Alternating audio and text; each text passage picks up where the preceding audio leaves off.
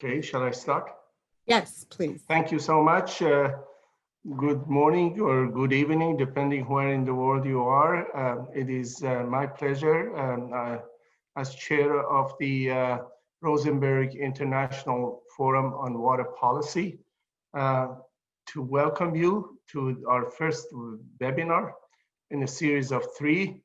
I'm Soroush Sarushian from University of California in Irvine.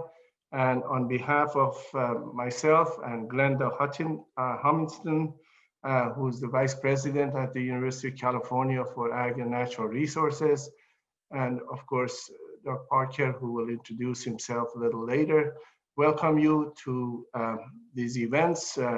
Some of you know the history of the Rosenberg Forum. It was an endowed gift by the Bank of America in honor of their former CEO and President, Richard Rosenberg, to the University of California, and I'm sure my colleague Henry Vox will have a little bit more to say about this.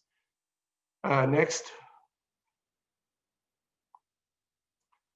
So far, from its inception back in 1997, and some of you have participated in a number of these forums. We've had 10 biennial forums. We've had 6 regional forums and workshops, and some of them have been held with the Botín Foundation from Spain. And given the pandemic situation, our 11th meeting was supposed to happen in China, which has unfortunately had to be delayed and postponed for some future time. So the advisory board decided we'll have 3 sessions for the coming year in the form of webinar, and we are going to be experiencing the first one in a few minutes. Next. Let me take this opportunity to mention that the Rosenberg Forum benefits from the advice and counsel of a number of distinguished colleagues formerly, and at the present time, the board members are shown on this slide, and they're going to introduce themselves right now. Hello, everyone. Christina Babbitt, Environmental Defense Fund. Hello, this is Lucia De Stefano calling from Madrid in Spain. I'm Ariel Dinar from the University of California, Riverside. Qingyong Duan from Hohai University College of Hydrology and Water Resources.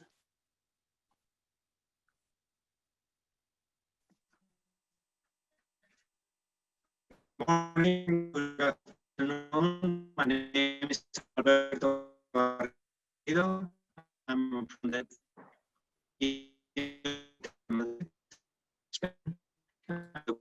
Alberto, we're having a difficult time with your audio. I think you need to mute one of your speakers.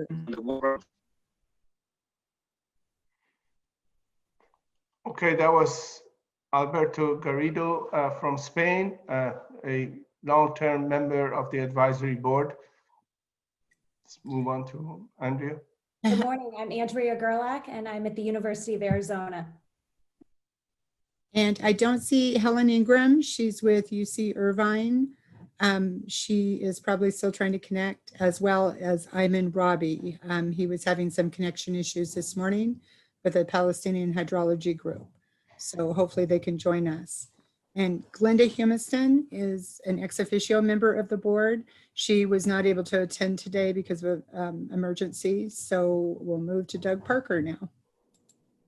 Good morning from California. I'm Doug Parker. I'm director of the California Institute for Water Resources at UC Division of Ag and Natural Resources in Oakland. And I am Sherry Cooper. I'm sorry, I'll show my video for a sec. I'm with the University of California Ag and Natural Resources Program Support Unit, and I'm the admin officer for the Rosenberg Forum. And Kelly, who's running our slideshow for us today, is part of my staff. So thank you. Thank you so much, everyone, and I appreciate you introducing yourselves. So for this forum, just wanted to let everyone know that we have participants signed up from 175 so far the numbers, and they're from 34 countries. There would have been a few other countries, but unfortunately, because of the US sanctions and various policy issues, unfortunately, we could not really have them join for legal reasons, which is unfortunate, and hopefully in the future that will be resolved. So that map indicates from where the participants come from. And at this point, it is my pleasure to switch and introduce Andrea Gerlach at University of Arizona with Christina Babbitt, who will run the program from this point forward. Thank you, Sarush, for the warm welcome and for the introductions. Today, we're going to hear from a few past Rosenberg Forum participants about some important water issues and collaborations from different regions around the world. But before we begin our travels in water policy today, we want to turn to Henry Vox. Henry is an emeritus chair of the Rosenberg International Water Forum on Water Policy, and he's going to talk about some of his reflections on some of the lesser known results or outcomes of the forums. We're really honored to have Henry with us today, and now I want to turn it over to you, Henry. Let me start again and say good morning from California and hello to all. It is nice to be back with the Rosenbergers here, and I add my welcome to those of Sarush and Andrea. Let me begin our session today by discussing quite briefly one of the accomplishments of the first 20 years of the Rosenberg Forum that is less known. And these were the field trips that preceded and were part of the first 9 forums. They were intended to do 2 things. First, to give participants a chance to get to know each other before the forum proper, and second, to acquaint participants with some of the features of the host country's water problems. I want to focus on this latter purpose this morning because, with the exception of the founding members of the board who stayed with us through the first 9 forums, and I should acknowledge those, Alberto Garrido, Ariel Dinar, and Mordecai Schechter. There may be 1 or 2 others, but these were the only people who participated in all 9 of the field trips. So let me begin by providing you with a quick summary of the places that we went to in the first 9 forums and the major policy problems that we focused on. The first forum was held in San Francisco in 1997, and participants visited the Sacramento San Joaquin Delta, one of the most man-modified deltas in the United States. Here they became familiar with the problem of managing urban and agricultural water supplies while maintaining environmental water supplies that are necessary for the very preservation of the delta channels. There is insufficient water to do all of these things simultaneously at all times. So the problem there, which persists to this day, is basically one of managing water scarcity. The second forum was held in 1999 in Barcelona, Spain, and here we went to the Ebro River Delta, some 80 kilometers south of Barcelona. This delta provides an excellent example of how demands for environmental water and demands for agricultural water can coexist. The Ebro Delta is the site both of a Spanish national park and of extensive agriculture for rice and mixed crops. Here, the focus was on a successful example of the coexistence of environmental and agricultural uses, and it was consistent with the theme of that second forum, which was harmonizing the uses of water. Third forum was held in Canberra, Australia in 2002, and the field trip was hosted by the Murray-Darling Basin Authority. The authority flew all of the participants at the forum out to the Darling River to see examples of how the authority was managing a long-term severe drought. Many of the practices implemented in the face of that drought became permanent later on as a means of addressing longer-term water scarcity. The lessons learned in the Darling Basin have been widely applied in a variety of settings around the world and includes some highly innovative practices. The fourth forum was held in Ankara, Turkey in 2004, and there was an extensive tour of the Euphrates River. The focus here was on the appropriate use of water to promote regional economic development, and featured were the development works of the Southeastern Anatolian Project, which included construction and operation of a number of dams and hydroelectric generating facilities on the main stem of the Euphrates.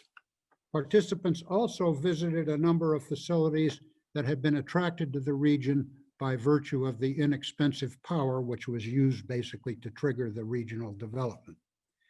The fifth forum was held in Banff, Canada in 2006, and the pre-forum trip focused on the management of the upland Bow River watershed. The Bow River is an important tributary of the Saskatchewan River. Despite the fact that the Bow is a glacially fed stream, it suffers from significant water quality problems, and some of these are thought to be due to atmospheric deposition of contaminants from heavy industry in the Far East, Japan and China. There was also a significant post-forum tour that year, to the headwaters of the Columbia River and a trip through the wetlands of those headwaters that is a designated Ramsar wetland. The Columbia is an international river, and the US and Canada are still poised or still renegotiating the treaty that governs the distribution of the waters of that river. The sixth forum was held in Zaragoza, Spain, and the field trip was an evening visit to the World's Fair that was focused on water. The venue for this forum was the eye-catching facility where the King and Queen of Spain hold forth when visiting Zaragoza. Next slide. There we are at work in the royal throne room, and where I am standing there underneath that little cover, that's where the thrones for the king and queen are normally placed, and that's where they sit when they visit Zaragoza. This was a luxurious venue, to say the least. Next slide. The seventh forum was held in Buenos Aires, Argentina in 2010. The field trip focused on the Parana River, a major international stream whose watershed encompasses parts of Argentina, Brazil, Paraguay, and Uruguay. There were extended discussions about the efforts to manage the Parana and its tributaries in an international context. The eighth forum was held in Aqaba, Jordan, and the field trip focused on the Jordan River and the Dead Sea. There were briefings on the general water scarcity of the region and the implications of the over-abstraction of water from the Jordan River, which has impacts on the Dead Sea. One of these impacts is a gravity-driven hydraulic effect that causes groundwater levels on both shores, the Jordanian shore and the Israeli shore, to decline. And in the absence of some action, these aquifers will become both of these aquifers will become economically depleted in the short run. Next slide. Here we all are in Jordan. And again, in the case of Jordan, the problems of the Jordan Basin are obviously problems of water scarcity. Next slide. Forum 9 was held in Panama City in 2016, and the field trip focused on the management of upland watersheds that are crucial to providing water supplies for the Panama Canal and also protecting it from floods. This trip provided a dramatic example of the benefits and the necessity of effective watershed management. The canal relies totally on fresh water, a fact that a lot of people aren't aware of, and there is no capacity to pump seawater in the event of shortage.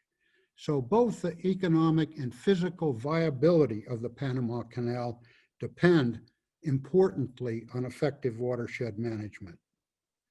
Now, what these brief examples show us when taken as a whole was that the field trip experience provided not only an opportunity for participants to forge lasting friendships and networks with their fellow participants, but also to get some sense of what was going on in some of the world's most important river basin systems and the management problems that were exhibited by those systems. The policy problems that we identified fall into two broad categories. The first of these are the problems of managing international basins, and those problems are found today in virtually any international basin in the world as demands for water increase. The second finding of these field trips was focused on the importance of policies for managing the numerous manifestations of water scarcity. And all of these field trips provided ample evidence that water scarcity across the globe has yet to be solved. I hope this brief overview will set the stage for the more detailed presentations to come. It has been a privilege to be with all of you this morning. I'm impressed with the number of people who are here, and I thank the organizers and those who were responsible for the idea of doing a webinar. Thank you. Thank you, Henry. It's so interesting to hear about the power of the field trips, the power of the personal connections, the networking, and the ability to see things up close and personal. Personally, I remember the first Rosenberg Forum that I attended in Jordan, and I remember your rule about every time you got back on the tour bus, you had to sit next to someone you didn't know. And I remember how uncomfortable it felt at first, how after doing it a little bit, I really came to appreciate the value of it and your intention of really building a community. So thank you for your comments and for all of your efforts with the field trips and the forums over the many years. Thanks, Andrew. Next slide, please. We have 3 presentations today addressing water issues from different regions of the world, very much reflecting this regional flavor that Henry also spoke about in his remarks. We're going to move from transboundary collaboration in North America between US and Canada to urban water challenges in Central and South America, and then over to Europe to draw some lessons from the European Union Water Framework Directive. We have posted the bios and the abstracts on our website of the 3 presentations today, so I'm not going to waste our time going through all of those things. Each presentation will be 15 minutes. Maybe you can move to the next slide. And this is our process for how you can participate. Questions, you can type your questions in Zoom's Q&A, and you can indicate if you want to ask your question live or if you just want the moderator to read your question. And then also you can put comments and discussions in the chat. We're going to reserve the Q&A and all of the questions till after all of the 3 presentations have been made. You can cue up the next slide, please. So it's my honor to welcome and to introduce Rob Delow. Rob is from the University of Waterloo, and he's here today in Canada, and he's here today to talk about his experiences and his work on collaboration between the US and Canada and the Great Lakes. So welcome, Rob, and we're really happy to hear from you. Thank you very much, Andrea. And thanks to the organizers for inviting me to this. It's a delight. I still have very fond memories of my Rosenberg Forum participation in one of the sub-forums in the Northwest Territories and in Argentina. So my main job is, as Andrea mentioned, is I'm a professor in the School of Environment, Resources and Sustainability at the University of Waterloo. But the experiences I want to draw on today for my talk are from my time between 2014 and 2019, when I served as the Canadian co-chair of something called the International Joint Commission's Great Lakes Water Quality Board. This was a tremendous opportunity for me as an academic who studies water governance to be part of the water governance system. So I want to share some thoughts and challenges on opportunities for continuing collaboration in the basin. And I especially want to draw a few lessons that might be relevant to other places where you live and work. So when I talk about the basin, I like to start with an image like this that strips the lakes down to their essential nature and removes the human and political dimension. Now, you have to remember that we've superimposed our nations and our economies and our politics on top of this natural system that you see here. And that, of course, creates the whole concept of a transboundary basin and the need for shared governance. These lakes and this basin are a globally significant water resource that Canada and the United States are incredibly fortunate to share.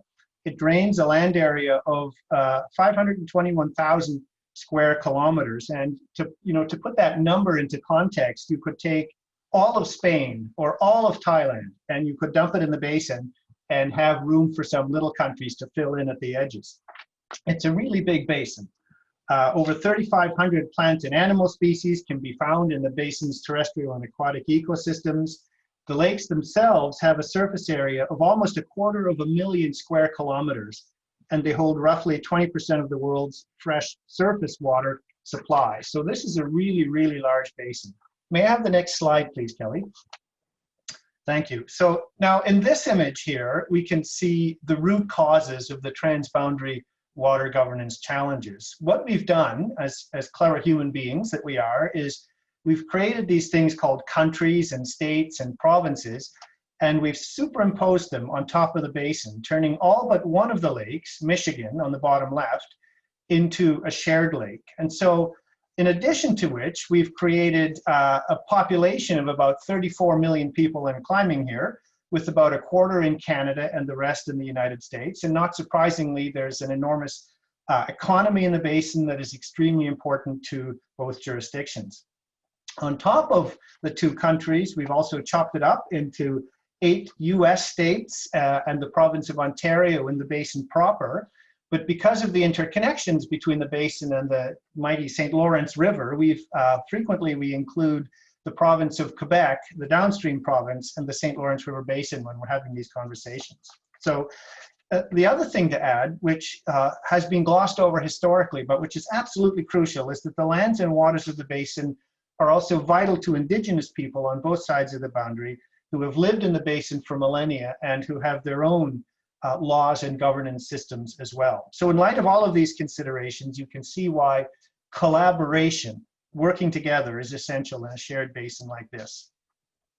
And we have a very long and mostly successful history of collaboration in the Great Lakes Basin. It's very durable, and the foundation of our durable relation is a treaty that was signed in 1909, the Boundary Waters Treaty between the United States and Great Britain on behalf of Canada. The treaty provides principles and mechanisms to help prevent and resolve disputes along the boundary. And it also creates a very important binational organization that I mentioned once already, the International Joint Commission, or IJC.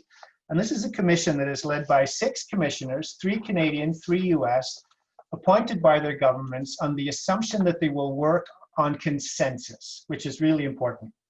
The IJC does things like ruling on application for approval of projects that affect boundary waters, providing advice to governments, and through what's called the reference function. And to supplement the treaty in 1972, in recognition of the special challenges of the basin, the two countries, Canada and the US, negotiated a sub-treaty called the Great Lakes Water Quality Agreement, which is revised many times, including in 1972. And there's lots of goals and objectives, but fundamentally, at the highest level, this agreement is aiming to ensure that the waters of the Great Lakes are swimmable, drinkable, and fishable. And so those are 3 targets that those 34 million people can definitely get behind. So the treaty and the agreement, as I said, have created this strong foundation for collaboration between our two countries. And it puts in place a bunch of mechanisms. For example, every 3 years, we're required to report through 2 major public reports that provide an update on the status of the lakes. The IJC is then required to review and assess these reports and the progress of the parties. And reporting, while it's a basic function that one would expect in these situations, is really crucial because it helps to build accountability, it builds public trust, and it keeps Great Lakes issues in front of decision makers and the public. The agreement in particular, the Great Lakes Water Quality Agreement, is so important because it keeps our eye focused on the binational problems, the problems that the two countries share together. There are local flavored problems like beach water quality, for example, but many problems we face in the basin are truly binational because we've divided these water bodies with this international boundaries. Just to give you one example, nutrient pollution in Lake Erie is certainly a top of mind problem. The western basin of Lake Erie has been experiencing harmful algal blooms, major blooms, since at least 2008, including one in 2014 that was serious enough to shut down for a few days the water supply of Toledo, Ohio, due to microcystin. Now, most models agree that the bulk of the phosphorus and dissolved reactive phosphorus that is causing these blooms is flowing down the Maumee and Sandusky rivers in Ohio on the US side, an area of very intensive agricultural production. Of course, there are other sources like the Detroit River and internal phosphorus loadings. But the takeaway here is that Canada and the United States cannot eliminate harmful algal blooms in Lake Erie on their own. Collaboration is the only way because of the waters of the lake. They don't really particularly care about these pollution problems, and the pollutants affect the whole lake. So the Great Lakes Water Quality Agreement is a crucial institution that makes collaboration possible for nutrient pollution. It has a general objective that relates to nutrients, and it creates a framework for joint action on the part of the parties. The various measures currently implemented by Canada, the US, states, provinces, and other actors to reduce the blooms, they all fit within this framework. And of course, there are lots of other places under the agreement where the parties collaborate, everything from chemicals of concern to vessel discharges, aquatic invasives, climate change. The International Joint Commission is a key locus for binational collaboration in all of this. Remember, there are equal numbers of US and Canadian commissioners, and that concept of equality between the nations runs all the way through. So boards like the Water Quality Board that I co-chaired are binational with equal Canada-US representation. Commission staff are both Canadians and Americans, and key positions rotate between US and Canadian citizens, right? So if you look at it simply, at that level, I'm happy to say that it's in general a good news story. Lots of successes, also failures, right? But if the question is, can we learn something from transboundary experiences in a basin like this, I would say definitely yes. But I have to qualify that. I do believe that we can and must learn from each other. It's a way to increase our knowledge base and to solve our problems more efficiently. And meetings like the one that the Rosenberg International Forum on Water Policy creates, our host, are a superb way to do that. They've been a superb way for sharing ideas and information. But as enthusiastic as I am about lesson learning, I also want to be cautious about what we can learn from particular places, because each place is very, very distinctive. That's true for this basin, and that's true for other ones. So the three lessons that I have today come from that position of a little bit of caution and humility. Okay, so lesson number one, and this is a very specific to my own experiences in this basin here, is that water people can figure things out if we let them, right? Canada and the US, we don't always get along, conflicts happen, but it's been my experience working in Canada and the US that water tends to attract decent people who can work things out based on a shared ethos about water. Certainly that's been the case in this basin. In the time I've been in the IJC family, I've just been so impressed by the character and dedication of the people who work to make transboundary water management and governance successful. I saw people of very different political, cultural, socioeconomic backgrounds working hard to achieve the goals of the Great Lakes Water Quality Agreement. And you have to remember that President Trump was elected in the middle of my time with the IJC, and yet that intensely political behavior and turmoil, perhaps, that we saw everywhere else somehow didn't seem to infect the Great Lakes Water Quality Agreement community. Despite all the political turmoil, Americans and Canadians just kept quietly working away to make the lakes swimmable, fishable, and drinkable.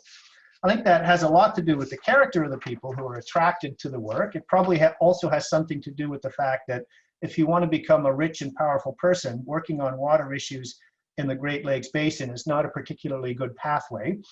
But I think it also had a lot to do with institutional structures, which is my second lesson, which is that the institutional structures that we create for transboundary water governance are incredibly important. I won't deny that at times I found the formal structures and processes of the Boundary Waters Treaty, the agreement, and the commission to be kind of rigid and inflexible. But But these are the structures that are the foundation for success of transboundary water governance in this basin. The treaty and the agreement, they specify shared goals, they clarify the reason for collaboration, they define roles and responsibilities, put in place requirements for meetings, mandate regular reporting. The key thing they do is they normalize interaction across the boundary. I can't emphasize enough how important it is to make it normal and routine to be interacting across the international boundary, and you need those institutional structures. The result is a community of practice of people from both sides of the boundary who have a relationship with each other that transcends their domestic relationships at times. I spent only 6 years inside the IJC, but I was still the new kid on the block. I worked with people who had devoted decades and decades of their lives to the lakes and who formed deep bonds of respect and friendship with colleagues from across the boundary that we drew on to solve problems, especially when things started to get trickier, which is the direction we're certainly heading in future. And that's my third lesson, which really relates to the changes that are coming to water. Water management and governance have always been subject to decisions made by people who are outside of the water domain. There's nothing new there, whether it's land use planners making decisions about how cities grow without considering water, or energy policymakers not paying attention to downstream effects on water. But as I'm sure you've noticed yourself, we have new kinds of external actors who are becoming very, very important and are going to really change things up. So whether it's the presence of the financial and investment community who's recognized that water is becoming material, whether it's the sort of people who gather at the World Economic Forum to talk about water risks, we're seeing new ideas, new perspective, new kinds of actors. And they bring priorities to water that are very different. So to give you an example, take a look again. If you had your eyes closed, open them up and have a look at my slide here at that big white blob that surrounds the lake. We all know what that is because we are water people, right? We understand that that's the basin. We know how it's defined. We know why it matters. We know how water moves through lakes and rivers, why land and water are connected, why it makes sense to think in terms of basins. But imagine instead that you are a banker who just today discovered that water risk is material to your lending decisions. None of that is going to make any kind of sense to you at all. And you may have very, very different ideas about water than the sorts of people who attend Rosenberg forums, right? So, take into account that new actors are a crucial new external driver that is adding on to all of the pressures and changes that are coming from climate change, increasing, growing cities, increasing demand for food. These are some pretty seismic changes that are coming to water that mean that we can't assume that water is going to continue to attract people who are primarily motivated by a desire to protect and enhance water resources, number one. And number two, we can't assume that the institutional structures that exist now and serve us well will continue to exist in future. My personal little nightmare, for example, is that one of these days in the United States, a government is going to decide that the bedrock of our collaboration, the Boundary Waters Treaty, should be renegotiated. And if that happens, I just cannot see a future where we end up with a truly binational structure like the one we have now, where Canada is an equal partner. Okay, so I got to wrap it up because I'm out of time. I'm going to close with some optimism and I'm going to close with some concerns. I'm really optimistic because we do have a long history of success on which we can build. We have a strong institutional foundation. We have a great Great Lakes water community. And so far at the political level in the basin, the commitment to Great Lakes protection and restoration has been strongly bipartisan. But I also, as a water person, want to encourage all of us to not become complacent. Climate change is only one of many external drivers that's going to put significant and increasing pressure on water resources.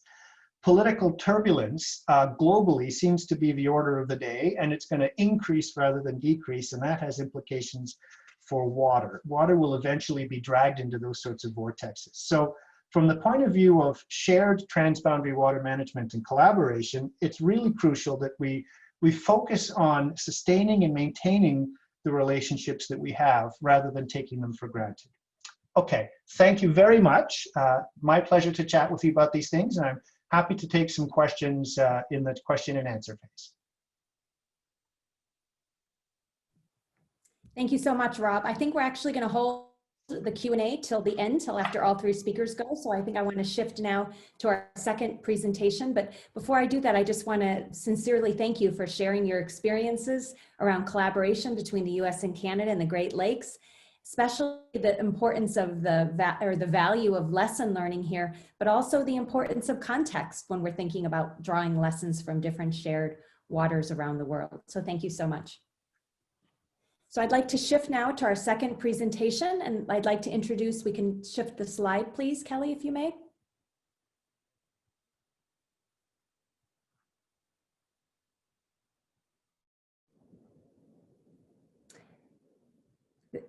There we go. Thank you so much. So it's my honor to introduce Catherine Vaughman. Catherine is joining us from the University of Central America, and she's going to speak with us about urban water challenges in Central and South America. So I turn it over now to you, Catherine. Thank you so much, Andrea. And thank you so much for all the participants for your interest in all these really interesting subjects. It was good to hear from the transboundary problems and solutions, as most countries have these type of problems. I wanted to focus right now on the management of urban waters in Central and South America. The next slide, please. In order to research through another section of the world how we are in the world of water. Most of the analysis and information here is coming from a book that was published by the Inter-American Network of Academies of Science. We have present in the audience 7 participants who are focal points from this network, from Nicaragua, Peru, Bolivia, Costa Rica, Venezuela, the United States, and Grenada. So thank you for tuning in. The next slide, please.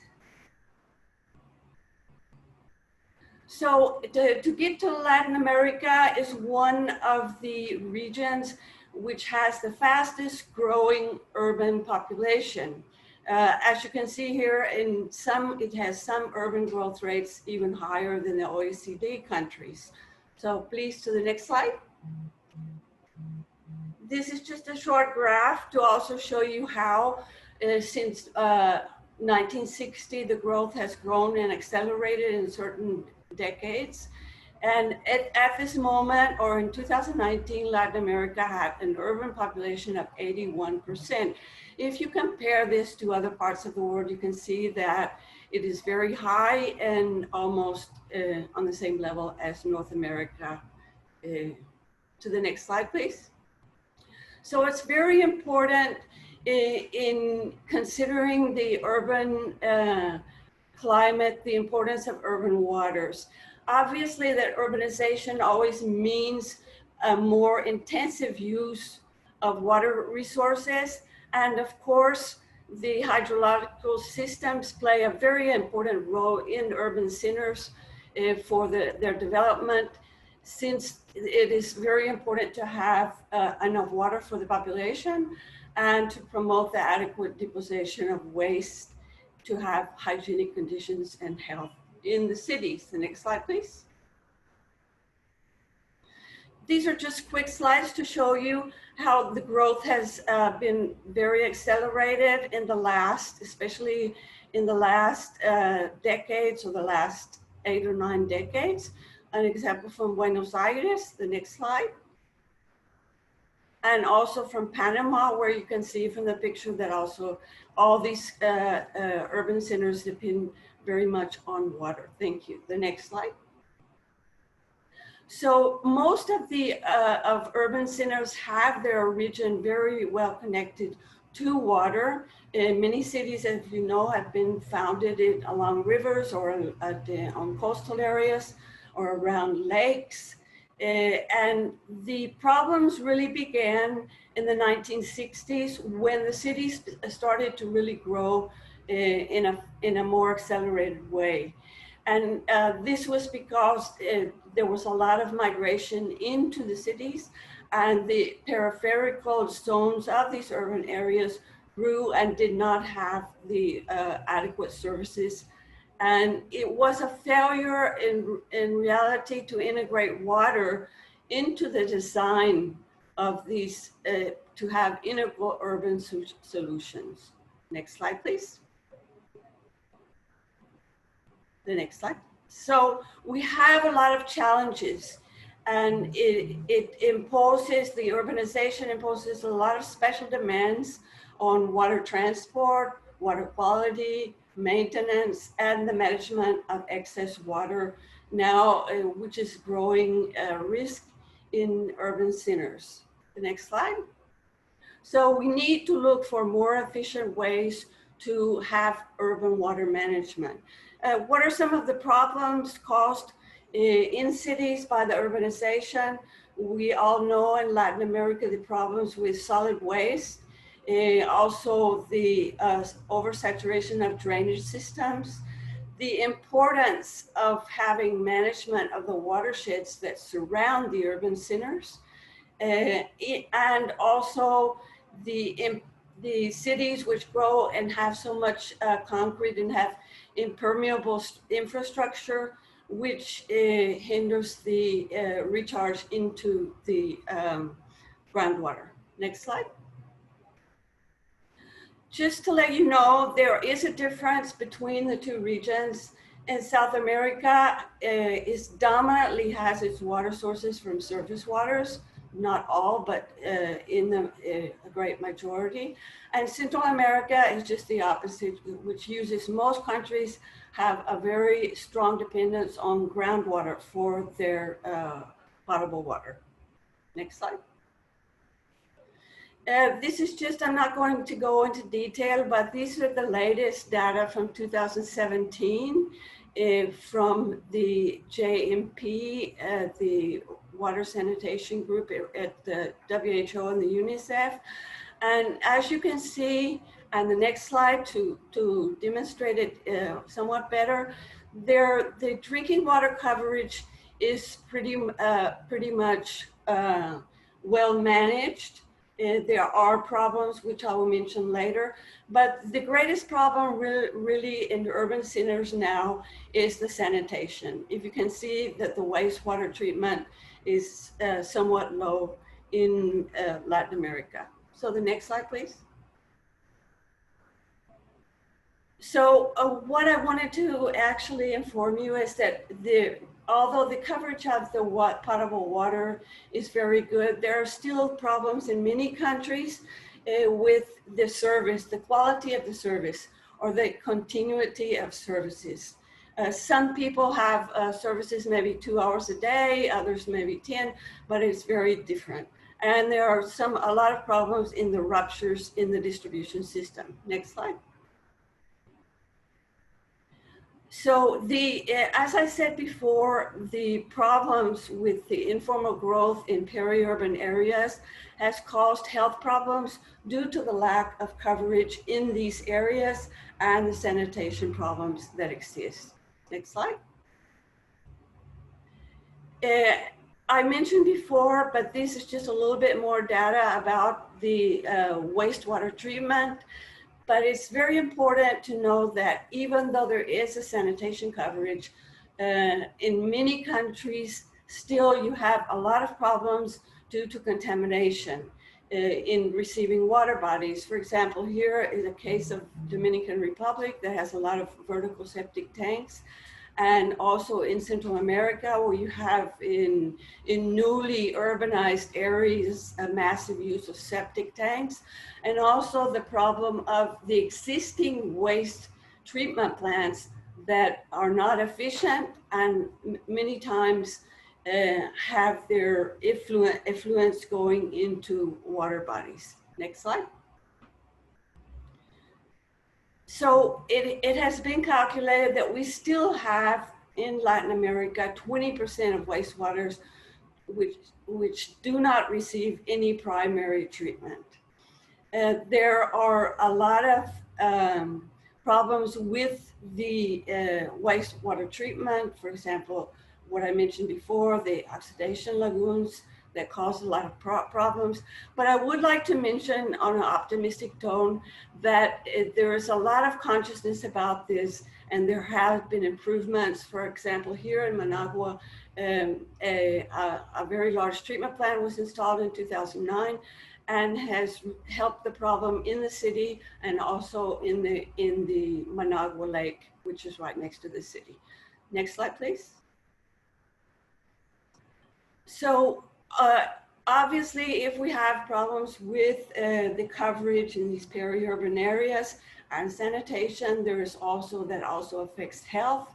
We have had especially acute diarrhea diseases, malaria and dengue. And of course now, where you can notice that some of the hotspots of the COVID-19 can be found in some of these peri-urban areas, but especially in rural areas. The next slide. This is just an illustration, an example from Nicaragua and also from Venezuela, where actually the outbreaks of some of these transmitted diseases is due to the failure of the continuity in the access to water at different times. The next slide. So of course we need to look at the problems that the variability and changing climate has caused to urban centers. These are some images just to show you the one side of the flooding areas and the incapability of the drainage systems to overcome this. Next slide. So it's very important. On the one side we have droughts, and the other side there are floods. So it's very important now the development, and some cities have started reforming their drainage systems. It has been necessary since we have noticed the changes in precipitation patterns and the intensity. And also one of the problem is the change in soil use in the surrounding watersheds. Also, it's very important to mention that in South America, some of the countries have, due to the warming, have had a reduction of glacier areas, which served as a source of drinking water for many cities. The next slide. This is just an example of some of the results of climate change, which was done. This is a study from Hugo Hidalgo, who is today present in the audience from Costa Rica, where you can see that Central America has special problems being such a narrow isthmus with two oceans on both sides. And so there are very different and problematic changes going on due to climate change. Next slide. Also, droughts in some cities have caused a severe crisis in the provision of potable water. I will be going a little bit faster. I think I have only 2 minutes. Next slide, please. And these are examples from Uruguay where they have, and the next slide, they have started a planning process, and this was actually written in 2016. So I'm sure that they have progressed in the city of Montevideo to improve the drainage systems to overcome flooding. Next slide. One of the factors that should be really mentioned is the lack of the problems that exist with the water authorities. Most countries have a good water law, and they have established institutes which look at the problems of water and solutions. But a lot of these countries mentioned that the institutions are not really enforcing the laws that have been approved. Next slide. So to start concluding, I would like to say that most countries are really conscious that it's important to have a very good management of water in cities.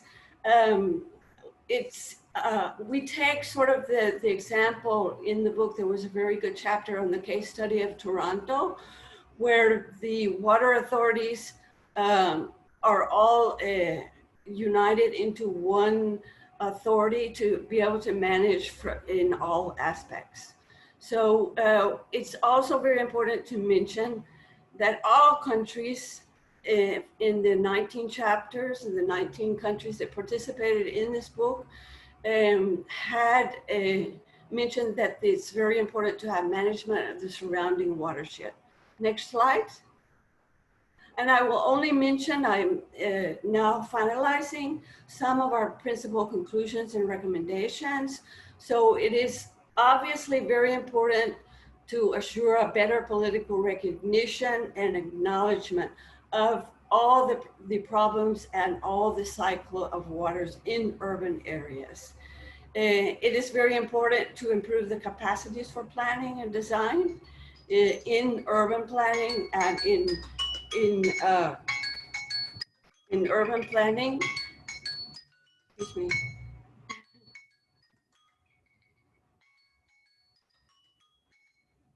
Okay. And also, obviously, very important to have a monitoring system of water quality. The next and the last slide to sum up some of the other conclusions and recommendations. It is very important to have information systems inside of cities on the hydrological data, and very important to prepare risk evaluations and alert systems. So thank you very much, and I would also invite questions from your part. Thank you so much, Catherine. It's really a pleasure to hear about your larger book project and some of your key conclusions and recommendations.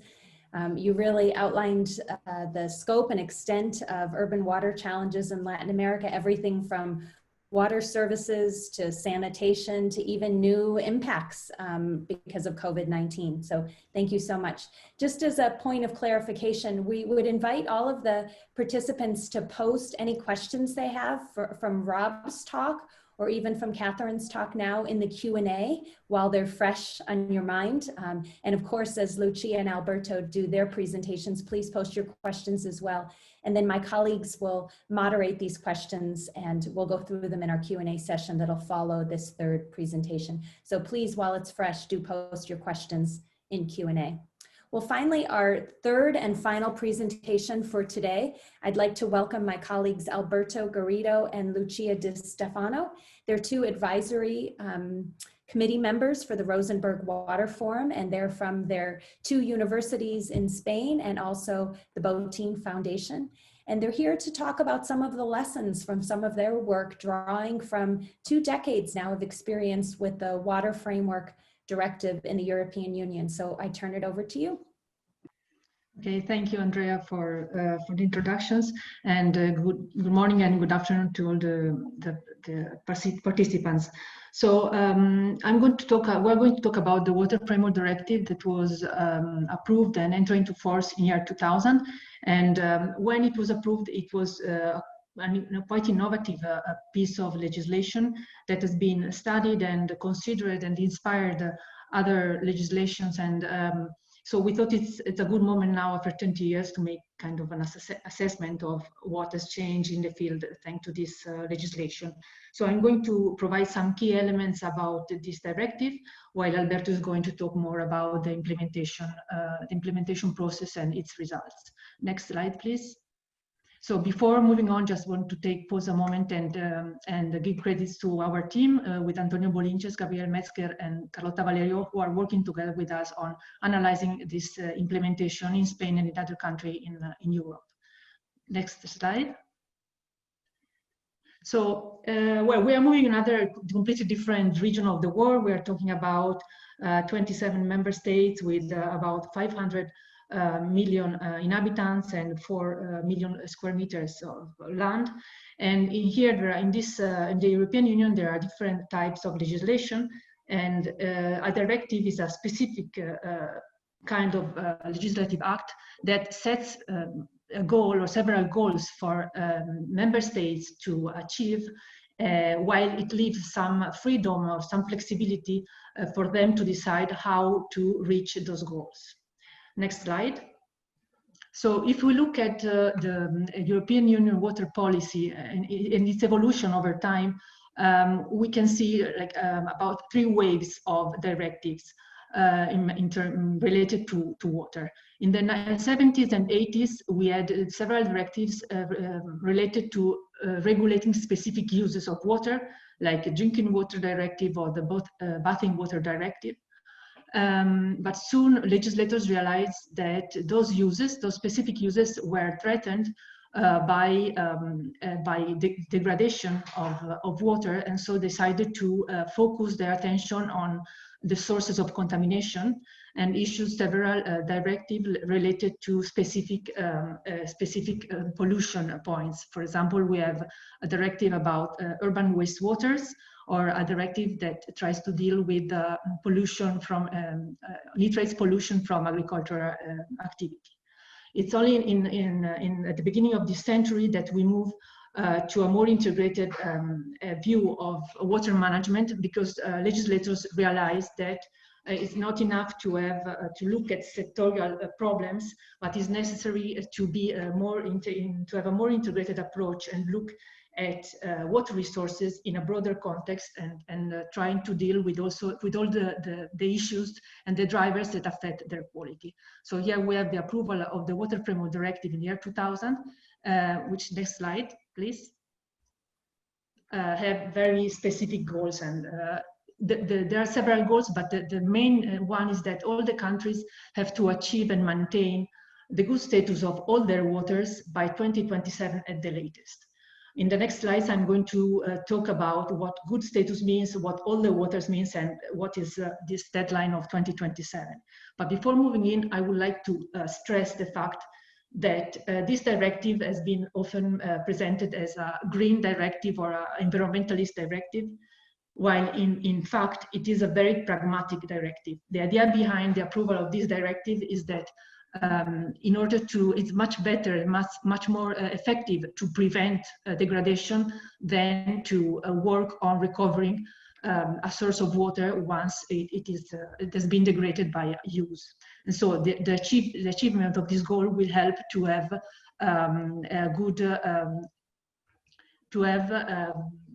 water resources available for our needs. Next slide, please. So what do we mean by all the waters? The directive makes explicit in a piece of legislation the fact that the water cycle is a cycle, and so it asks water managers to include in their management all inland surface water, so rivers, lakes, reservoirs, but also groundwater, transitional waters such as estuaries and coastal waters, and coastal lagoons, coastal waters, and also ecosystems associated to all this type of water bodies. Next slide. Then what does the directive mean by good status? Here we have to distinguish between groundwater bodies and surface water bodies. In terms of groundwater, the directive talks about chemical status, which is that's quite classical. So the water body is in good status if it doesn't, there are the concentration of certain substances are below a certain threshold. While for quantitative status, the idea with groundwater is that there is a balance between recharge and abstraction for our uses. Let's say that the big innovation of this directive is related more to surface water, where there are 2 elements to status that make the overall status of a water body. We have the chemical status, which is quite similar to the groundwater chemical status, and then there is the ecological status or ecological potential. Here, in order to define the ecological status, we have to deal and measure biological elements, physicochemical elements, and hydromorphological elements. We could spend a lot of time talking about this, but the main idea behind this ecological status is that if the biological community that lives in a river or in a lake is doing well, is in a condition that is almost undisturbed, then that water body will be in good status, and so it will be able to serve also our needs as human beings. Next slide, please.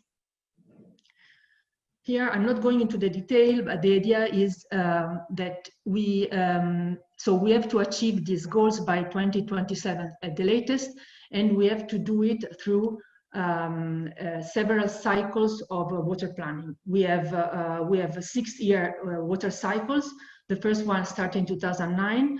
And now we are at the end of the second cycle, and the last cycle will end in 2027. And there is an idea of learning by the past experience. So at the end of each cycle, there is an assessment and the revision of the plan in order to improve our actions in the following cycle. Next slide, please. So this is the my last slide before handing the floor to Alberto. I think this slide is very important, and because it presents several issues that are very innovative and very important for the directive. So who is in charge of implementing this directive? The directive says very explicitly that member states cannot achieve this goal of good status without a true integration of policy area. There is this idea of that we need to work with different sectors and different policies. The directive is not an issue of water policy only. We need to involve different actors. It's not only an issue for governmental actors, so governments and governmental institutions, but it's also an issue involving the society at large, users, and the private sector. And finally, that is very important to involve different institutions. Water is a transversal issue, and we will need to work with the authorities at municipal level up to international level in transboundary rivers.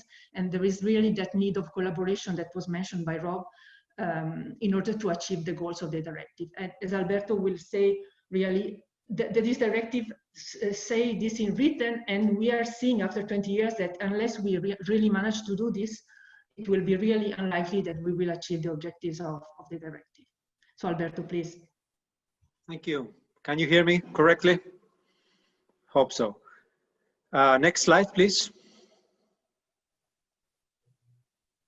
Next slide. Yeah, thank you.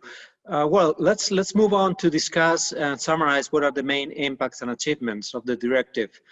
We believe there are three areas in which we'd like you to pay attention. First, there's been a gradual increase in compliance with the Water Framework Directive. And also a slight improvement in some member states with some indicators. And we'd like to emphasize a slight improvement with some member states and with some indicators, which tells you a little bit about the slow progress in this.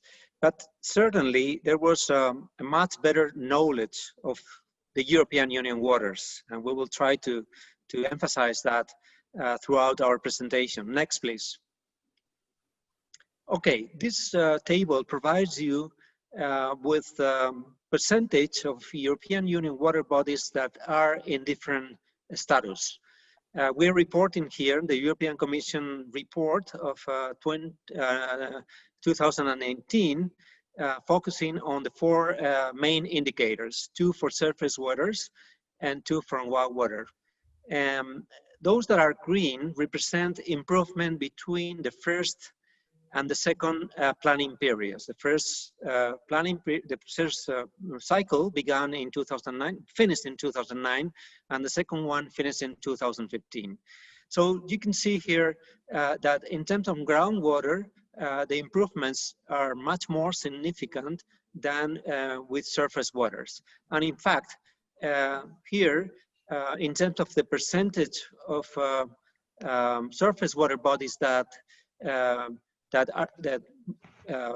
were worse than good, increased between 2009 and 2015, and also the same applies for surface water chemical status. So next slide, please. These two maps provide you with the percentage of water bodies that do not meet the chemical status in 2015, and those on the right map, those basins in which the percentage of water bodies do not meet the ecological status. The redder the color, the worse they are. So you can see that the percentage of water bodies within different river basins are still close to 100% not meeting in 2015 chemical status, good chemical status and good ecological status. Next, please. Next slide, please. Yes. So if we look at the expectations in terms of completing the expected dates for meeting this good status, the European Commission wrote this report last year, and you can see that by 2027, about 95–94% of the water bodies, both for surface and groundwater, will be in the good status, either ecological, chemical, or quantitative status. Now, this picture gives you an idea of how much time you need to take to reach what would be a good status in the water bodies in the European Union. We would say that it takes almost 3 decades to reach a 95%, and that's an expectation. It's not clear that will be achieved. Next slide. So getting into the conclusions, certainly the European Water Framework Directive made slower progress than perhaps was expected in the year 2000 when it was passed. But a few technical requirements have contributed to the effectiveness of the directive. One is the list of priority substance that has helped member states to comply with the directive. Secondly, European funding, which depends on the member states' income levels. Third, the widely applicable non-deterioration principle.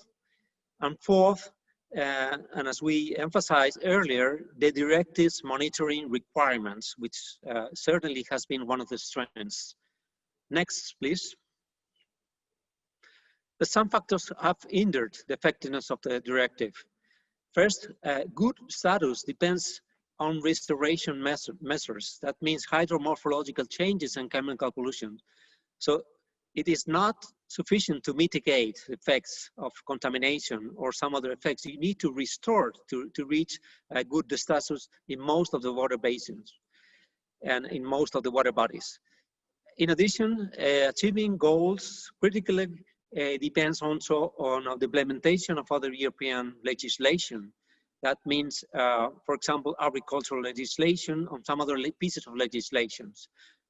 And third, member states always suffered or apply insufficient budget and perhaps lack the integrated policy approach that is required to be more effective and to make sure that the directive is applied.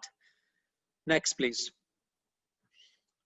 So you may wonder, are we happy with the Water Framework Directive based on what we just showed and summarized? Next. Well, the answer is yes, but with some qualifications, just as Rob Delow mentioned when he was discussing the International Law Commission. Certainly, the integrated approach to water management, all types of water, all sector policies, all governance levels, that's certainly a strength. But at the same time, it's clearly an ambitious and very complex policy. Technically, institutionally, and also in terms of the targets that were set when the directive was approved. But at the same time, it made possible to get a much deeper understanding of water ecosystems, resources, and uses. And finally, don't forget, the European Union is not a state. It's formed by member states, and it's a quasi-federal political system. But the directive provided a flexible approach to accommodate, for example, transboundary basins. First among them, perhaps the Danube, with 10 member states, 10 member riparian states, makes quite difficult to make sure that the directive's goals are achieved in such a complex politically and geographically system. Thank you very much for your attention, and we'll be ready to answer your questions. Thank you. Thank you very much, Lucia and Alberto, for walking us through the evolution of European Union water policy and highlighting some of the impacts and achievements that you've seen over the past 2 decades. Just as a reminder, we welcome and encourage our participants to post questions in the Q&A. You can see the Q&A in the bottom bar in Zoom, and we already have a handful of questions there. We're going to presume that you're happy to have the moderator ask your question unless you indicate otherwise. So if you would like to ask your question live, then please just note that and we'll call on you to do that. Otherwise, the moderator will pose your questions for you to the different panelists.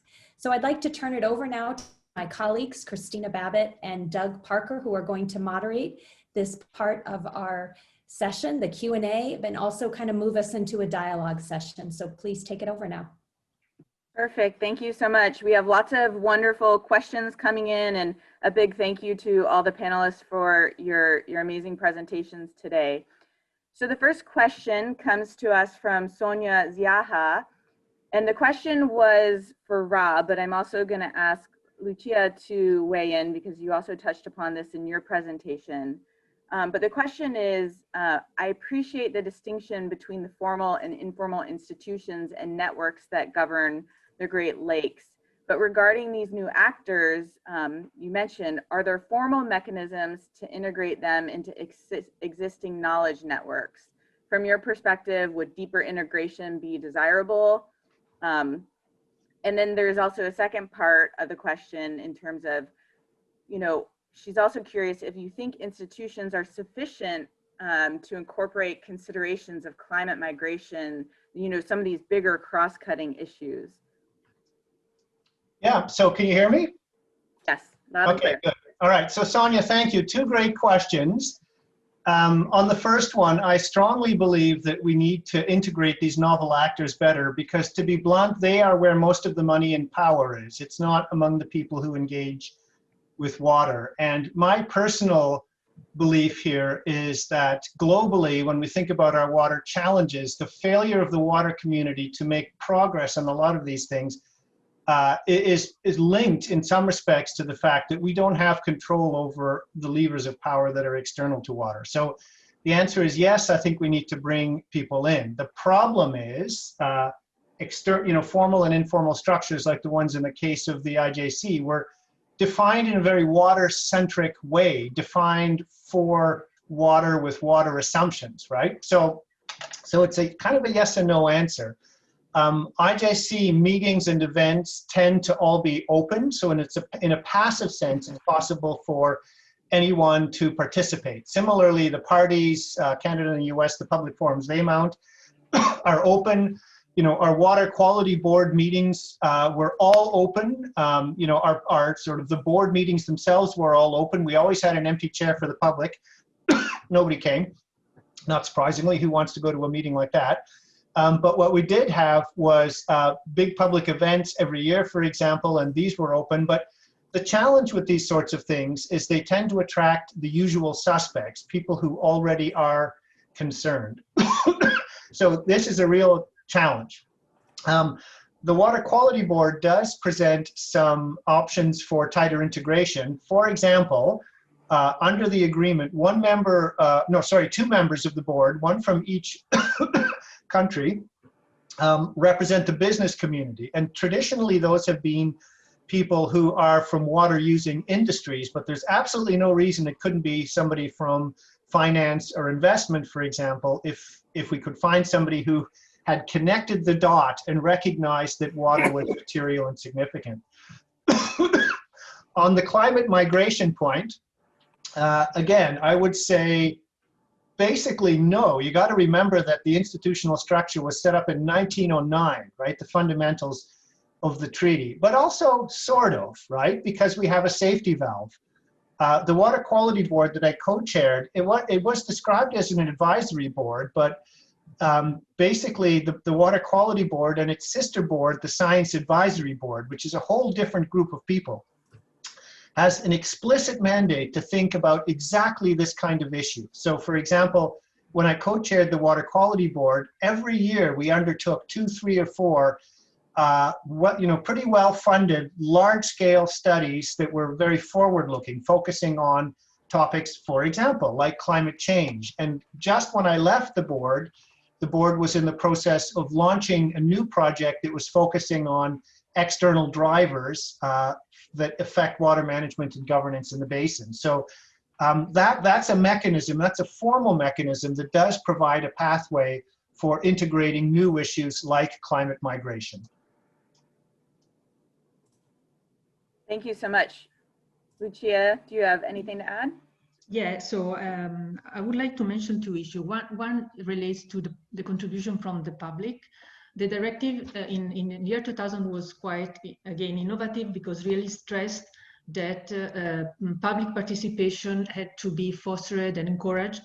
So both users and the civil and society at large had to contribute to the planning process. So for each step of the planning process, there is an opportunity for the public and for stakeholders to comment on the documents, the official documents. And there have been and there are many activities in order to encourage that participations with seminars, workshops, and so on. Of course, as always happens, there is also an inertia, and it's difficult to ensure that that opinion is really taken into account in the decision-making process. Nowadays, things change very, very slowly. And I also would like to mention, talking about formal and informal mechanisms, I would like to make a special mention to the fact that not only the public and the society has to engage in water management, but also different governmental agencies that are working on different jurisdictional levels or different policies need to learn to talk together and to work together, that collaboration that Rob mentioned. And there, it's important to have those official mechanisms. I really appreciated what you said. It's important to have something that creates the habit of communicating and interacting.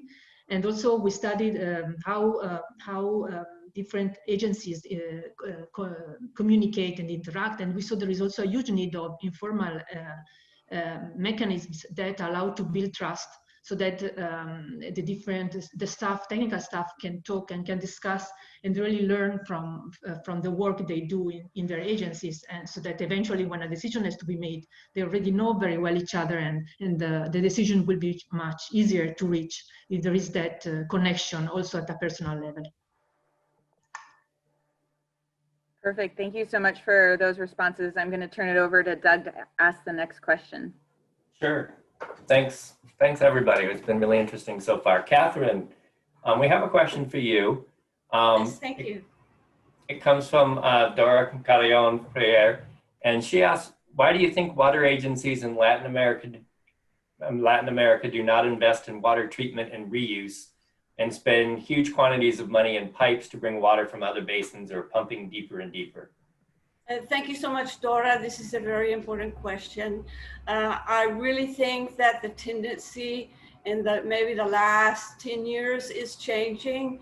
I know from Nicaragua that there are programs now that are developing wastewater treatment systems with sewage connections in like 10 or 12 small cities. Also, the change from the use of groundwater to surface water is also gradually coming in to help the situation with the groundwater. But still, this problem exists, and we hope that in the future, most water authorities will realize how important it is the waste. I think that maybe the COVID-19 has brought into more consciousness the importance of wastewater management. Thank you. Perfect, thank you. And so our next question comes from an anonymous participant, but it's targeted towards Alberta and Lucia. And the question is, given the political turbulence in many water basins, what do we see as the opportunity for transboundary water collaboration coordination? If I start answering, I think it's important to know that before the Water Framework Directive was approved in the year 2000, some of the states that were not already in the European Union, that were riverine states of the Danube,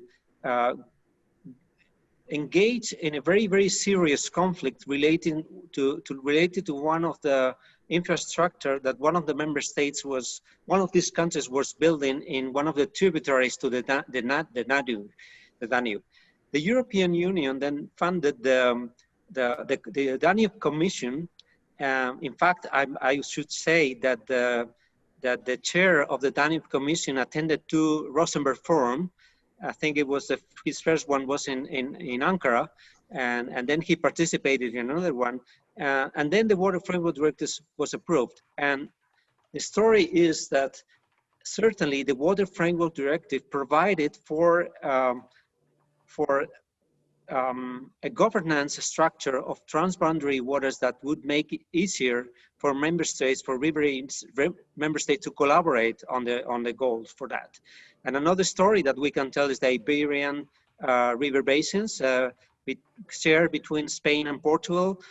Certainly in the 90s, the collaboration between the states was very, very limited.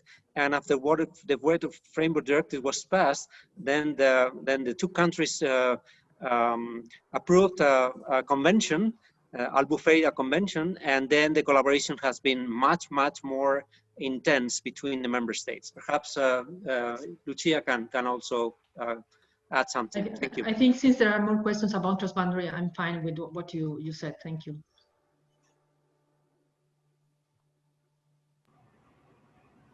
Perfect. And I think Sherry was going to promote one of the audience participants to ask the next question.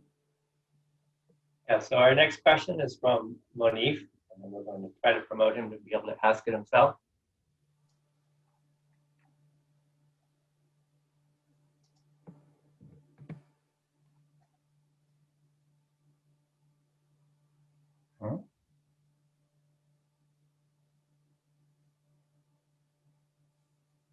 We'll see how well this works, and then perhaps Doug, if Yeah, I think maybe while we're promoting him, maybe we should ask the next question. Then if he gets on, I think he's been promoted and he should be unmuted now. Okay. Are you there? Yes, hello, I'm here. Yes, hello everybody. Good to see you. My question relates to the COVID-19 and the impact of the COVID-19 pandemic on local, national, and international water policies. Catherine mentioned this a moment ago. So, you know, I'm interested to learn as to what possible impact the COVID-19 pandemic will have on our national, regional water policies, whether in terms of management, in terms of resources, in terms of the completely new business model that this awful situation that we find ourselves in has led us to. Thank you. Yep, I'm happy to take a start on that, Monif. Thank you. It's a great question. I'll start with something optimistic. I think we have all become vastly better at using these virtual technologies. You know, where I work at the University of Waterloo, we are doing all kinds of stuff today that a year ago was absolutely impossible. You know, no way we can possibly do that. We're doing it today. So that's good. However, when I think about, and remember, I'm not part of the IJC family anymore, but when I think about my 6 years there, and if I try to imagine doing that stuff virtually like we are now, it would have been a catastrophe. So much of what we did and do is based on close interpersonal relationships, people breaking bread together, people getting to know each other as human beings to allow them to get past their national differences, their cultural differences, their economic and socioeconomic and class differences. All of these kinds of things required good old-fashioned human face-to-face breathing the same air, right? And so that's not happening. So I can't imagine that that's been terribly helpful. The last thing is COVID-19, I think, is sucking up such an enormous amount of political capital and money. The water operation has always run on a shoestring, right? You know, I wouldn't want anybody to mistake the International Joint Commission for a huge, powerful, extremely well-resourced organization. It absolutely is not. In fact, once I got inside the family, I could not believe what was being done with so few people, so little money, so many volunteers, right? And so, you know, water can't afford to lose any more of those resources, but I deeply, deeply fear that in general, COVID-19 and the response, which will be generations long, is not going to help on the financial side. Thanks.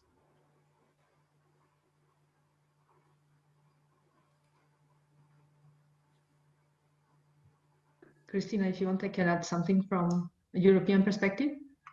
Yeah, if other panelists want to answer the question, let's go ahead with that, and then we'll turn it back to the Q&A. So Christina, can I intervene? Yes, please. Okay, so I would like to say the first comment, I totally agree with Rob about the fact that relationships in relation to water have changed, because there is much more virtual communication, and also these participatory events are much larger and also virtual. And then that I think in Europe, the COVID-19 has changed the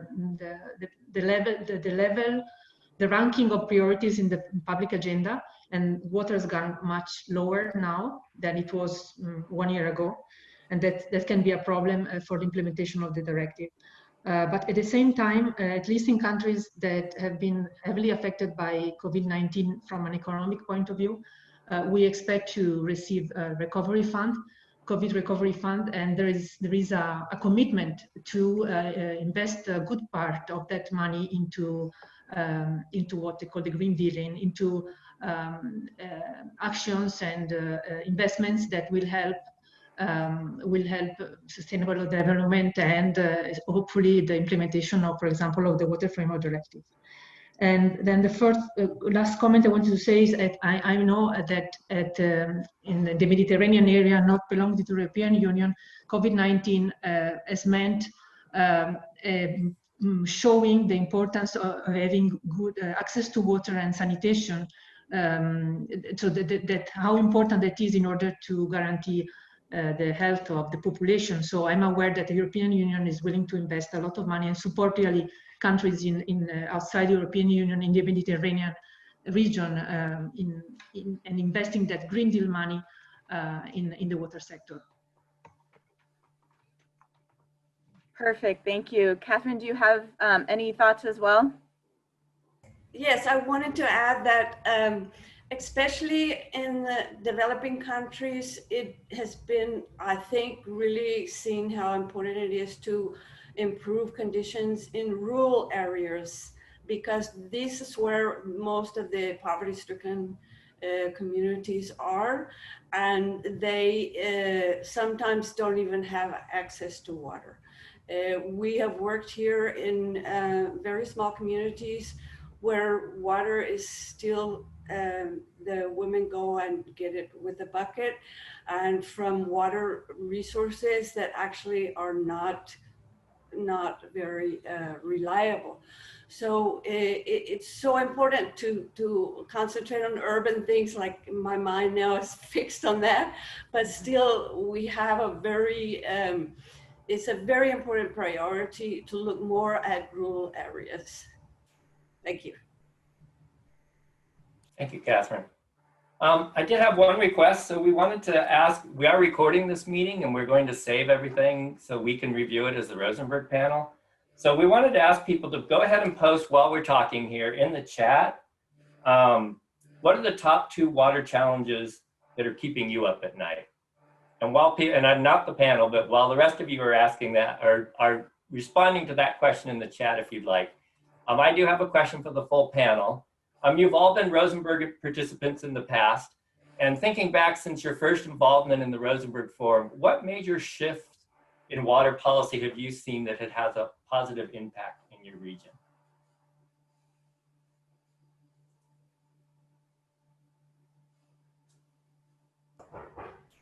Can I answer? Yes, please. Excuse me. Please. I think one shift has been more to watershed protection. I know here in Central America that there is a lot of education and also formation for people working on watershed management, and there is a higher consciousness of the importance of this. So I think that has been one shift.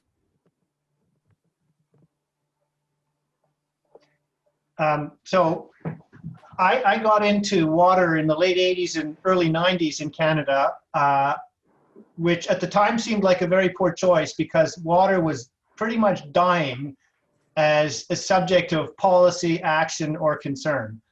I'm happy to say that things are vastly better right now in Canada. For example, our current federal government has made a strong political commitment to the formation of something called a Canada Water Agency. I don't know how that's going to turn out or if it's a good idea, but I never thought I would live long enough to see a national conversation about a Canada Water Agency, renewal of the federal water policy, to basically have moved water up the political agenda, which is a very competitive agenda packed with other things, right? And yet here we are in Canada having this discussion about water at the national level, which is very exciting and hopeful. If I may, in our view, perhaps the top two water challenges are first, reducing chemical pollution in surface water bodies. As we showed you, the performance of the Water Framework Directive has not really been as everyone expected to be. There is still so much to do in this field, and the pressure that European water bodies undergo are really difficult to manage, and just preventing more deterioration is a challenge. And the other thing is climate change, especially in the Mediterranean basins. Climate change is really a big challenge because certainly the trends indicate that there will be much lesser discharge and water availability. And that has an impact in water quality, in the biological, the ecological status of the rivers. So chemical pollution, climate change are two of the more, the biggest challenges for water in the European Union. Thank you.